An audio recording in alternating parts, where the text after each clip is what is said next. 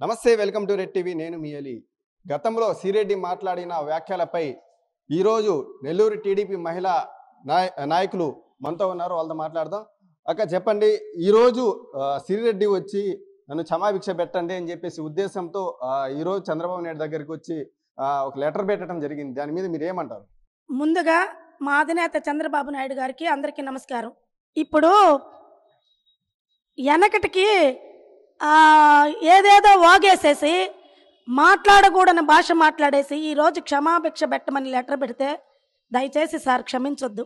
ఎందుకంటే మన కుటుంబం, మన తెలుగుదేశం కుటుంబం మహిళలని చూడకుండా ఆ రోజు నారా భువనేశ్వరమ్మ గారిని, పవన్ కళ్యాణ్ గారి సతీమణిని, వాళ్ళ పిల్లల్ని, వంగలపూడి అనితా మేడం గారిని, ఇకపోతే షర్మిల గారిని, పార్టీలు ఏదైనా కావచ్చు, మహిళలు అనే సిగ్గుపడే విధంగా ఎలా ప్రవర్తించిందో ప్రతి ఒక్కళ్ళు సభ్య సమాజం తల వంచుకునే విధంగా ప్రవర్తించింది. మేము బట్టలు కట్టుకొని తిరుగుతున్నాం అంతే. ఆ మనిషి ఎప్పుడో మమ్మల్ని మానసికంగా బట్టలు ఓడదీసేసింది, అంగాంగం వర్ణించింది, మగవాళ్లే తలదుంచుకొని ఇచ్చి ఇది ఒక ఆడదా అనే విధంగా ప్రవర్తించింది. ఈరోజు ఆ మనిషి క్షమాభిక్ష ఈరోజు పత్తిత్తు మాటలు చెప్తా, అబ్బా నన్ను క్షమించండి లోకేష్ అన్న, బాబాయి, తమ్ముడు, అక్క, చెల్లి అంటుంటే మీరేం కరిగిపోవద్దు. ఇలాంటి వాళ్ళని క్షమిస్తే ఇంకా పుట్టగొడుగుల్లాగా ఇంకా ఉత్పత్తి అవుతారు. వీళ్ళని నమ్మద్దు. వీళ్ళు ఈ రోజు నటిస్తున్నారు, మరలా రేపు అట్టిట్టయి మీరు క్షమించేశారంటే వీళ్ళని చూసి ఇంకొకళ్ళు నేర్చుకునే దానికి అవకాశం ఉంటుంది. ఏం భాష మాట్లాడింది! ఒక్క క్షణం దేవుడే ఇలాంటి ఆడదాన్ని పుట్టించానా అనే విధంగా ప్రవర్తించింది, అనే విధంగా మాట్లాడింది. ఆ మనిషి ఈ రోజు చెప్తున్నాం, మేము తెలుగుదేశం పార్టీలో ఉండి కనీసం ఆ మనిషికి కౌంటర్ ఇవ్వటం కూడా మానేశాం.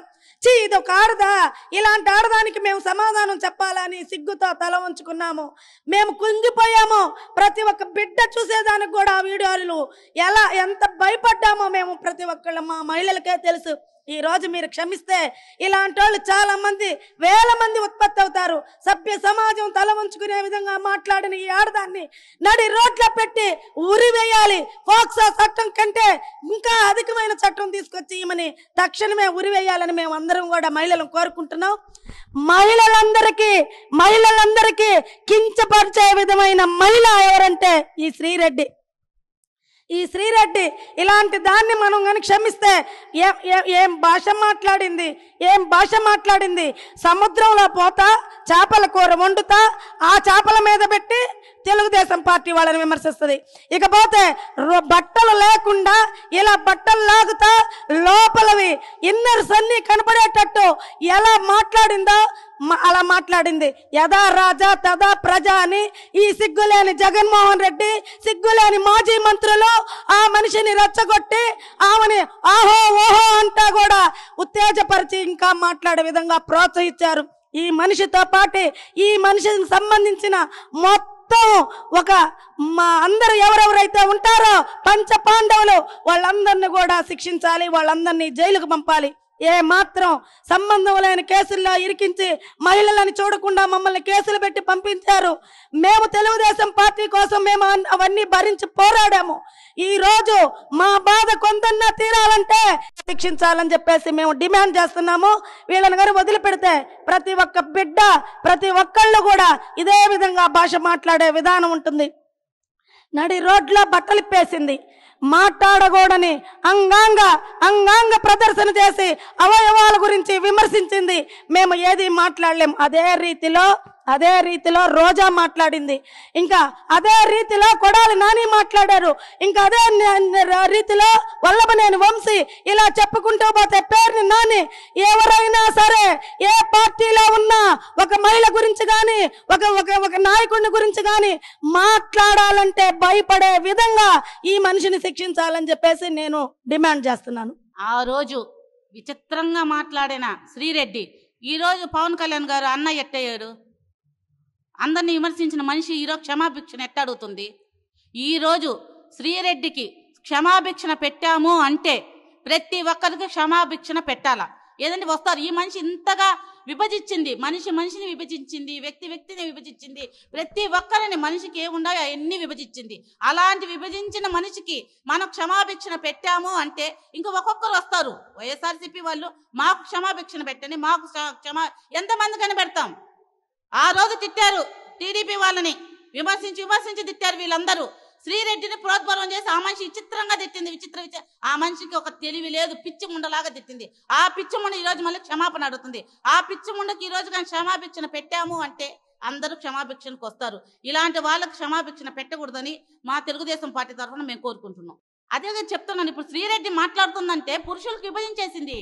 ఏమేమి ఉన్నాయి, పురుషులు ఏ విధంగా చేస్తున్నారు, ఏ విధంగా అనేది విమర్శించి చంద్రబాబు నాయుడు, భువనేశ్వరమ్మ, అనితమ్మ, పవన్ కళ్యాణ్ అసలు ఈ రోజు అయితే అసలు నోరు దాన్ని అయితే చెప్తా కొట్టాలా. దాన్ని కొట్టి ఈ శ్రీరెడ్డిని కొట్టి రోజాని కొట్టాలా. ఎందుకంటే వీళ్ళిద్దరు అదొక మినిస్టర్గా ఉన్నింది, పనికి మాలింది.